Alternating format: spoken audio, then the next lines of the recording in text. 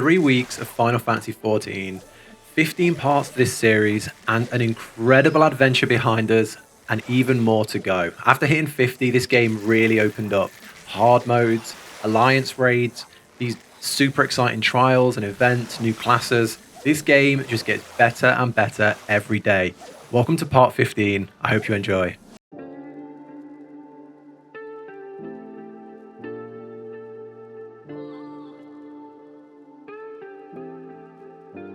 When I started playing Final Fantasy XIV, everything felt fresh and new and exciting, and I've been waiting for it to start feeling routine and comfortable, waiting for the honeymoon period to end.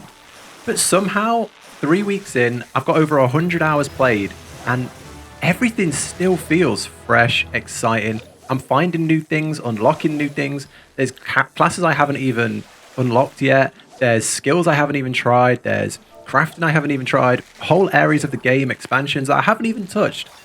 And I still feel like this is a brand new, exciting experience. So yeah, in this one, we've unlocked some new stuff, tried some new things. I really hope you enjoy this one. This has been some real fun days of play. I've played most of it on stream. I'll drop my Twitch link down below if you ever want to come watch live. Been streaming it about 3 days a week if you ever want to come along. But yeah, I really hope you enjoy this one. Let's get straight in to part 15. As always, a spoiler warning from here on out.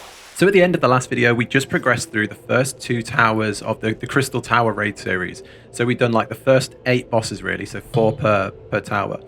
And the last one is the World of Darkness.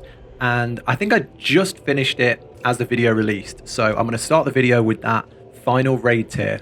So let's talk about some of the really cool bosses in here. So the Angra Mainyu, I don't know how to say the name. This big, spooky looking eye straight out of Hawk Manor. This thing looked super cool. Really like the look of the boss. And the first mechanic you'll notice here is he splits the room into 2, like a red and blue. I have no idea what this meant. All I did was jumped from one to the other. So first I let the red hit me, then I let the blue hit me. And I stayed alive throughout the whole dungeon. But I don't know if that's completely wrong. We cleared this so fast. So what we normally do is we go in blind and try and clear it. And then if we don't, we sit and strategize. So we cleared this really easy. So I never learned what that mechanic was. The other thing is these things on the ground. Again, I've got no idea what they did. I didn't really help with that. And then one mechanic that was really interesting, I think I did get the hang of, is this spinning counting clock thing. So he would make this little ticking thing, and it would spin around the room very slowly. And as he did this, he would spawn ads. And I think when it lands, it will kill someone. And it was getting faster and faster. So you've got to go and destroy these hourglasses, and then he will stop this spinny thing. So you've just got to make sure you're not in it where it stops, I believe. So yeah, that was the main mechanic here. This was a pretty interesting boss. And then obviously you've got the eye where you just got to turn away from it. So generally this boss was really cool. I really like the spinning quarters. It's very cool. But yeah, we did this boss quite easily. So it definitely wasn't the hardest challenge here. The next boss was much harder. So this was the 5-headed dragon. Most of the stuff for a DPS here was mostly just avoiding things on the ground. A few ads would spawn here and there. But then the really cool mechanic is he'd lay out these big, like these 5 totems, and you had to go around the totems, go to the front, and his 5 heads would split, and you would have to kill the 5 heads. And then when you do that, the totems would go down, and then you can continue the fight. We wiped a lot because I think the DPS, myself included, didn't really understand that was happening because you're stood at the back, you don't even see the front. So yeah, these things open up here, and that's the sign that the 5 heads are vulnerable. So you have to go around, and you have to attack the 5 heads, so like the head of fire, ice, thunder, stuff like that. So this was a really super cool mechanic. So you just got AoE down the heads, and then once you've cleaned up all of those, the fight continues as normal. And you just kind of have to rinse and repeat that a few times until the boss goes down. I really, really like this boss. And then if we're talking about interesting and unique mechanics, Cerberus was incredible. So you have this massive, like 3-headed dragon dinosaur dog thing. And you have these gastric pods. And if you go over to the gastric pods, you get shrunk into a little creature. And like, I think you're like weakened and like your strength goes down and stuff like that. And then what you have to do is there's these big pools. And if you're shrunk, you have to go into these big pools and it sticks your character and freezes you. And then the dog will come over and eat you, which is so cool. And different teams have different roles. I was in Team B, which meant we were supposed to get shrunk and eaten. That was kind of our goal. And then once he eats you, you go to a completely different instance and you're inside the dog and you have to fight him from the inside. So you have like these big unknown creatures. You've got the walls of the stomach and you have to attack him from the inside and kill him from the inside. I don't know how this plays into the entire fight. I don't know what Team A were doing or Team C were doing, but my role inside the belly was so cool. And like, it's just so unique and interesting. It wasn't necessarily that hard. We did it, I think, the first or second time, but this fight was so interesting. I love really unique mechanics. But then it was time to wipe, and it was time to wipe hard. The Cloud of Darkness, the final boss of the World of Darkness, and the final boss of the Crystal Tower raid series. She slapped hard. This fight was tough, really, really tough. We died a lot. And the thing is, this fight wasn't even like mechanically or technically that difficult. Okay. It was just coordination. If the team weren't coordinated, or if someone like messed up, you physically just can't get through it, because everyone needs to be in the right place at the right time. So like, all this sort of stuff you see happening now is kind of fine. You can either heal through it or avoid it. But these things here, everyone needs to split in 3 and get in these hexagons. They're not hexagons. These containers. And then you have like a DPS check on these clouds, and you've got to kill the clouds in time. And if some people don't get in time, or if some are left outside, you just don't have the DPS to get these down, and that just completely breaks the fight, and then you die. And we died a lot to this one mechanic. We weren't on voice chat or anything. I was streaming it, and a few people, pretty much everyone was like from the stream, so we got there eventually. But yeah, it was painful. This was a painful fight. But eventually, after all we spent a long time here, finally we got it down, and we killed the Cloud of Darkness. This was such a good feeling. So this was the very first full Alliance raid that I'd done. All 3 sections. We did it over 2 nights, and really, really enjoyed it. I was really, really impressed with like the quality, and not just like the difficulty. The difficulty was fine. It was the technicalness, like the actual technical nature of the fights and how many different mechanics there were. Playing World of Warcraft over the last few years, they've fallen into this little bit of a trap in like Mythic Plus Dungeons and in Torghast, which is like group content and solo content. They've fallen into this trap of when they want to make something difficult, they will add mechanics, but they'll double the health of the enemy, or they'll increase the damage. So instead of like a monster cleaving you for 20%, he'll cleave you for 70% of your health. And oh yeah, it's harder now. But what I'm seeing here is so many unique and different mechanics. Like that fight alone, there was so much. Each fight is memorably different. It's not just he's memorable because he's a dragon. He's memorable because he's got 5 heads and you have to go over and chop all the heads off. Like the Cerberus, he's not memorable because he's a 3-headed dog. He's memorable because he's got a mechanic where he sucks you inside and you have to kill him from the inside. And stuff like that makes this, it makes the raid tier have an impact on you and like a lasting impression. So I'm not just going to go, oh yeah, I remember Crystal Tower. That was really hard. I'm going like, oh yeah, I remember Crystal Tower. It was the one with the really cool boss that did this and that. And I really, really appreciate that from Final Fantasy XIV so far. But if we're going to talk about lasting impressions, we need to talk about the tearjerker that make grown men cry. I streamed this live and I was a mess. This really, really got me. This really hit me in the feels. So Graha's such a charismatic and cool guy. And then he gets this power, the power of the Allagans, to control the tower. And he uses that power to seal it. He seals himself in the Crystal Tower. He makes the ultimate sacrifice. He'll seal himself away until the future when he can be taken out. And this, oh man, go create a future where hope reigns and the tragedies of the past are but memories. No one but you can accomplish such things. Well, now I must rest.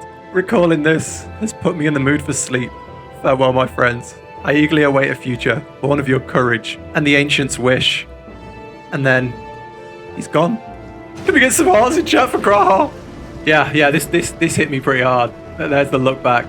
That's it. Oh man, this if you haven't done Crystal Tower, go do it. It's such a ride, it's such an experience, and it's going to stick with you. I have thoroughly enjoyed this. I'm so glad people talked me into it. Yeah, amazing, incredible experience. And then we went fishing. Ocean fishing. So I put in the Discord quite late at night, ocean fishing in 5 minutes. Is anyone down? And we got a team of 8 turn up. So we managed to go ocean fishing as a group. So we assembled a team of elite fishermen from all across the Discord, and off we went. I honestly just cannot get enough of fishing, and I don't know why. I just can do it. Every 2 hours that ocean fishing thing pops up, I gotta go there. It's like I'm hooked. You get it? Yeah, I really do love fishing. I'm nowhere near getting the mount. I need to level up enough to get that double hooking, to get some more cool skills, because I don't think I've got the You need good skills and you need good luck. You need to hit 3 of these spectral things, but you need to also have the skills to pull it out the bag when you get one. And I just don't have it. I have moments where I'm pulling in like 5-point fish. So you're gonna see that mount soon. Eventually, one day on this channel, you're gonna see me riding around on that shark or dolphin or whale or whatever it is. We're gonna get it, but not today. We did not do well. And then people have been talking a lot about coils. So the coils of Bahamut, people are saying this is incredible. You need to do it before you go to Heaven's Ward. It explains the story so well. And I want to see it. I want to see it. So I asked around what we need to do. And you need to do all of the primals on hard mode. So that was what we did next. So we, Ifrit, Garuda, Titan. And then we also did Odin. So we went around and we did all of these. And yeah, the hard modes weren't necessarily that much harder. We tried to do Garuda on minimum eye level and got completely deleted. So I get there is a hard difficulty and there's like an extreme or a savage or something. So I do see how hard this is going to get. But the actual hard mode themselves were fine. So cue the epic Primal hard modes.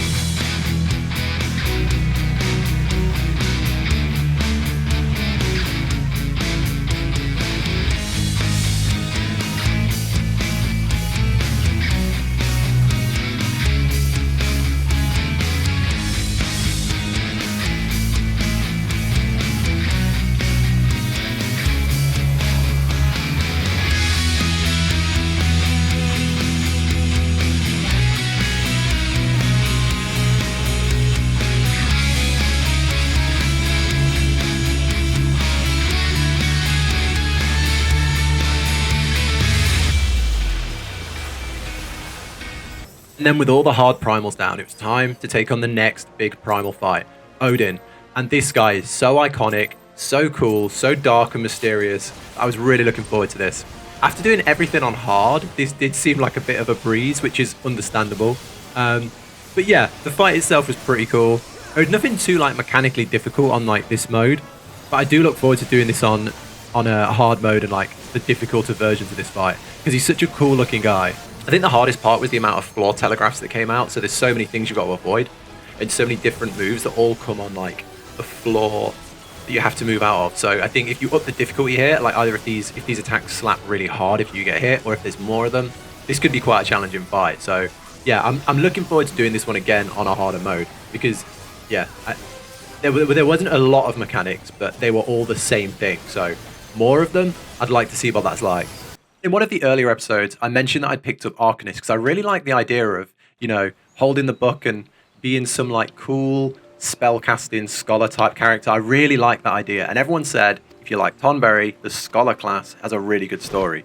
So I've stuck with it. I've been leveling him every day in the leveling roulettes. So I've been sticking with my Dragoon and then putting him through a leveling roulette every day to get him levels. And he's hit 30. So it was time to knock out the 25 and 30 class quests. And basically the big thing about the Arcanists is they're like keepers of knowledge, and they're all about these tomes, and the tomes have all this information, and they're able to draw spells, and there's healing and damaging effects that you can take from these tomes. And I'm still not fully into the story. I still don't fully understand it. But this was like the guild master, and of course he was a cat boy, so I was a big fan. We're friends now.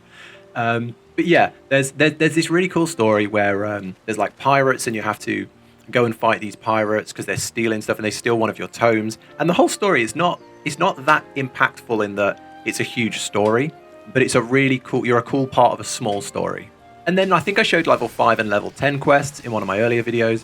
The 15 and 20 are kind of dry. It's literally just learning more about the Arcanists guild. And then you go on to the 25 and 30, and it all comes out where you go onto the pirate ship to fight this big guy that you've been chasing for the whole campaign. And it feels like a lot of these class quests, after doing a few now, they're all about there's some big protagonist, and it ends with kind of the fight with that protagonist. I've not done all of the classes, but I've done about 4 now, and they all seem to have that kind of ending. And I really like it. It's nice to have that that link. And yeah, this pirate guy, you don't see him much, but the cool fight on the pirate ship was really cool. And then in the end, there's like a cool little cinematic. Of course, with all my class quests, apparently someone jumps off a building. In this one, he jumps off a ship to get away. um, so yeah, he tries to get away to escape, punishment and conviction. But you've called in the Admiral guards from Limsa, and they surround him. A really, really cool ending. I really like this. It was like something out of Pirates of the Caribbean.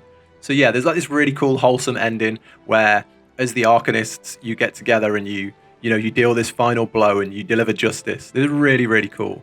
And then what I didn't fully understand is, as soon as you hit 30, you unlock both of the classes. So you unlock the Summoner class quest and you unlock the Scholar class quest. Personally, I wasn't too interested in Summoner because, I don't know, it never really grabbed me, but I'm really excited about Scholar.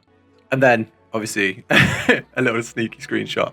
I don't know, I really, really like the aesthetic of like being like an intellectual with a book of spells. I don't know, it just gives me like, I don't know, Hogwarts vibes, like old wizard vibes. I really, really like the aesthetic. So I think I'm going to play this quite a lot. Yeah, huge fan. And it's a healer, right? So the Scholar's a healer. So it's nice to have a healer that you can play. So I started the quests now to take on the Summoner and the Scholar. So basically, for the Scholar, you find this like ancient tome and this crystal, and that's the crystal of the Summoner, the crystal of the Scholar. And you get this fairy called Eos, maybe? Eos? I don't know. You get this fairy that can like change colors. I don't really understand it, but the fairy seems to do like 90% of your healing. That's the one thing I've gained so far. So I don't know anything about the Scholar story. There's this intro, you find the tablet, and you get the fairy. That's all you get so far until you get the Scholar to level 35. So yeah, more to come, I guess. But yeah, fairies. And then everyone said unlock the Summoner even if you don't want to play it because they level up alongside each other. So I went and unlocked that as well. And you get the Crystal of the Summoner. And you basically have to fight like a shade of Ifrit, like a mini version of Ifrit. I mean, the fight was super easy, right? But once you've beaten this little summon of Ifrit, you get to summon him yourself. And I don't know why. I thought that Summoner would just be summoning carbuncles the whole time.